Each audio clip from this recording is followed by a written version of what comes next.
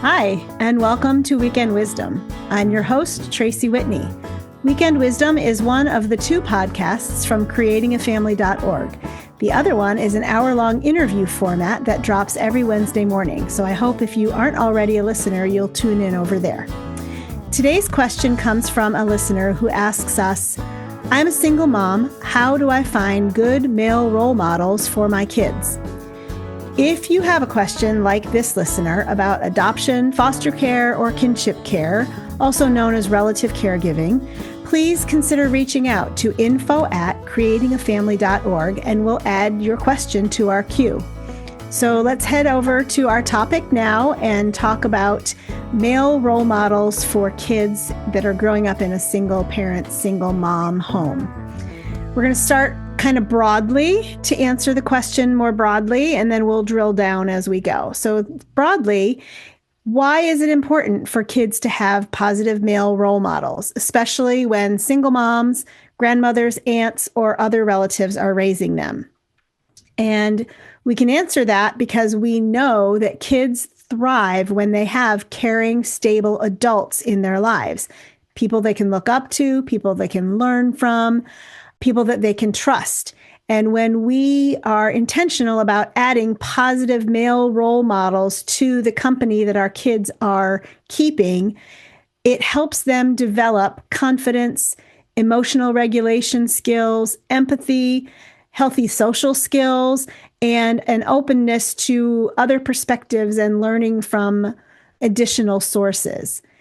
These reasons all are true whether the child's mother is single by choice, whether the child is adopted or in foster care or being raised by a relative like a grandmother or an aunt. So when we are exposing our kids to the full spectrum of safe adults around them, we're building strong connections and capabilities that will serve them well into their identity as they grow to adulthood. Now let's drill down a little bit and talk about how to put a network around our kids of strong, safe male role models. And the first way to do that is to start with your existing network. Look around and see who you might already have in your life. That would be your own family if they are safe and reliable, which would be uncles, grandfathers, cousins, older brothers, things like that.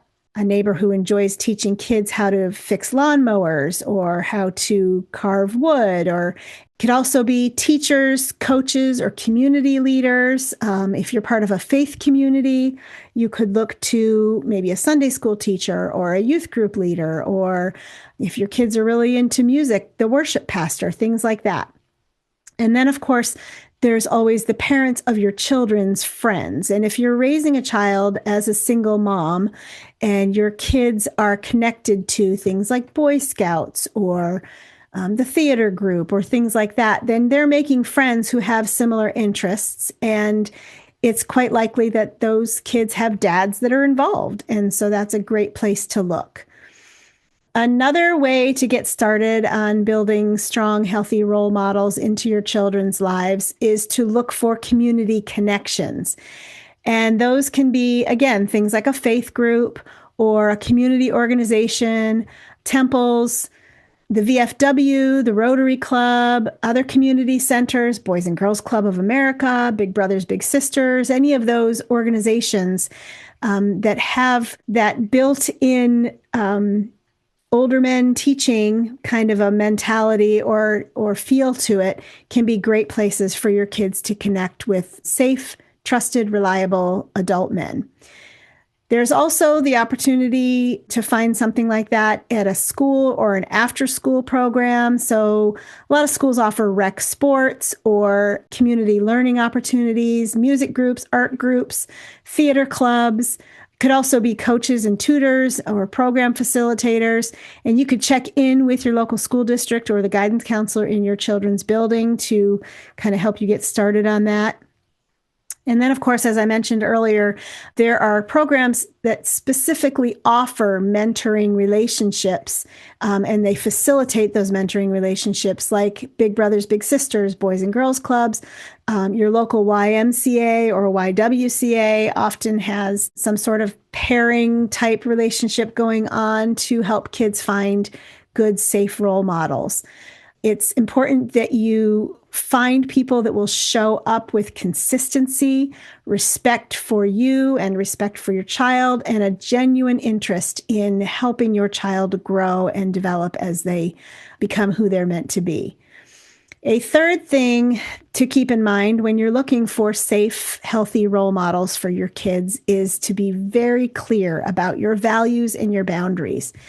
It's really hard to trust our kids with somebody that we don't know very well. But if you go into it with a little bit of work on your front end, you can set up the opportunity for a relationship that is really meaningful for your children. So looking for safe role models includes asking a couple hard questions of yourself, like, can I trust this person?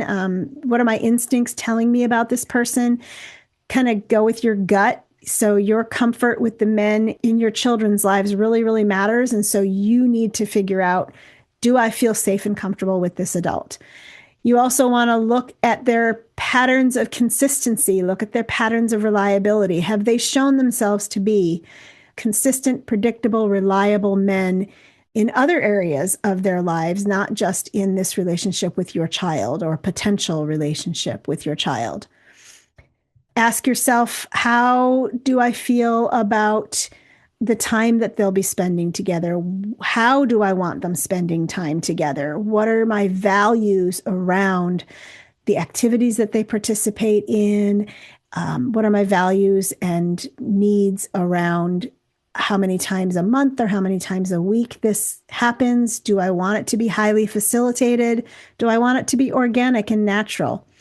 And then finally, kind of set some really strong, firm, healthy boundaries around friendship and mentoring that are age appropriate for your child, but also ability appropriate for your child, because we all know that kids who've had trauma or neglect or abuse or really hard starts to life can often be emotionally and socially younger than their chronological age.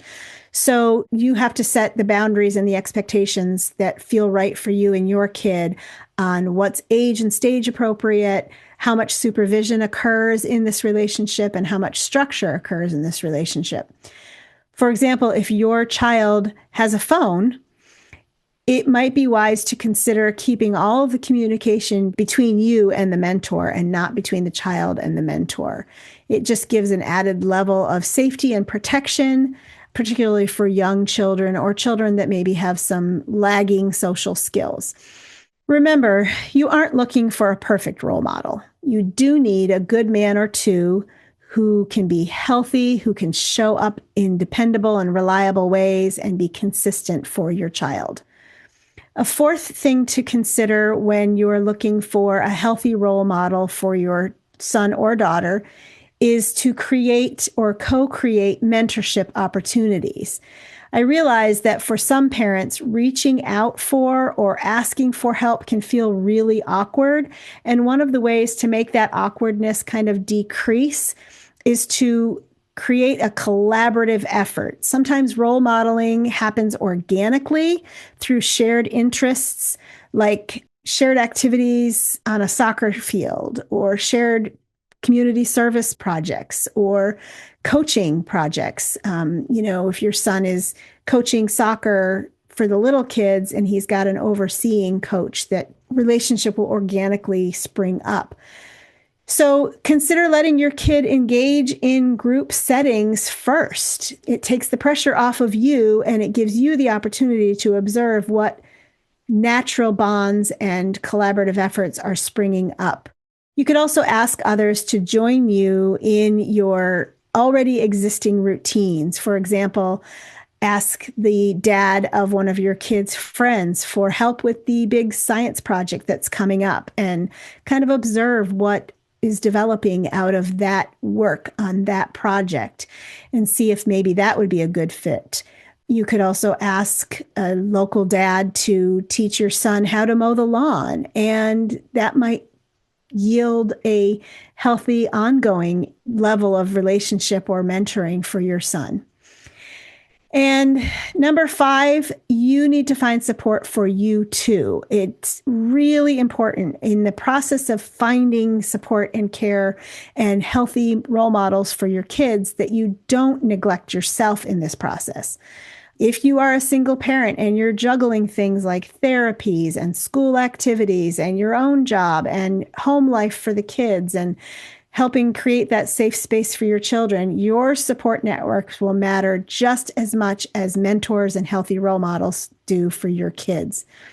So if you're a single parent, whether by choice or by adoption or foster care or kinship care, if you're raising a child by yourself, you should look for some parent support groups, look for post-adoptive or foster care family groups, look for online communities, get networked in with trusted friends or siblings in your life who are providing care for their own families that you can kind of just tie into and intentionally build supportive relationships. The fact is that many parents, single or otherwise, report that connecting with other adults who understand this journey that we're on as adoptive and foster and kinship parents can be really challenging. And when you're a single parent, the challenge level goes up really just by virtue of the fact that you're doing it all. You're the single parent carrying the whole load. And so it leaves less time for building those connections with other adults. We've seen it firsthand in our online big Facebook community group. We've also seen it firsthand in the in-person and online kinship-focused groups that we run and the post-adoption support groups that we run. The culture of peer learning and support creates a space where we parents and caregivers can encourage each other. And sometimes even just one conversation can change how we show up for our kids because we're in a safe space with other parents who get it. When we're raising adopted, foster, or kinship kids as a single parent, it's even harder, but it can also be mitigated by that intentional choice to put yourself in relationship with other parents and caregivers who get what you're going through. When you have your own supportive community, you can get good ideas from other parents and caregivers for how to find good role models for your kids, but you can also just have a safe space to commiserate and talk about how hard it is and what you're doing to take care of yourself and what you're doing to take care of your kids. If this is interesting to you, please check out our group at facebook.com/groups/creatingafamily. As I said before, in that group, we also commiserate and share and vent and brainstorm with each other and kind of get some fresh ideas for how to raise these kids of ours.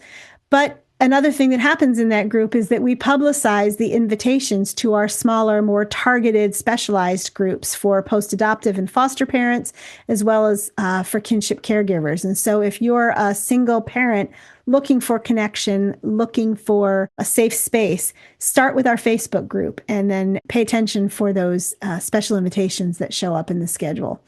In closing, here's some practical takeaways. I've got just 3 practical takeaways to kind of summarize what we just talked about. Number 1, start with what you already have. Look towards your circle of family, friends, and neighbors. Number 2, expand that circle intentionally. Build yourself into relationship with community groups, mentoring groups, and activities that will help you expand that circle. And then number 3, protect your safety and your values as you grow your circle. Be clear, have strong, firm boundaries, and trust your instincts as you're looking for male role models that will support and serve your kids as they grow into their own identities. Listener, I applaud your intentionality to find healthy role models for your children as you're raising them as a single mom. Being a single parent, mom or dad, is really hard work. When you look for those healthy connections to support your child, you are also teaching them resilience, healthy interdependence, and a great model for personal growth as they become adults. And that in itself is a powerful tool to offer your children. Thanks for listening today. I hope you'll consider sharing this episode with a single parent in your circle of friends. If you want to tell us about your adoption, foster, or kinship care journey, we would love for you to do so. Tap the response link in our show notes, whether you're watching it here on YouTube or you're listening to us on another platform. We would love to hear from you. So go ahead and hit that response link, and I will talk to you next week. Thanks for listening.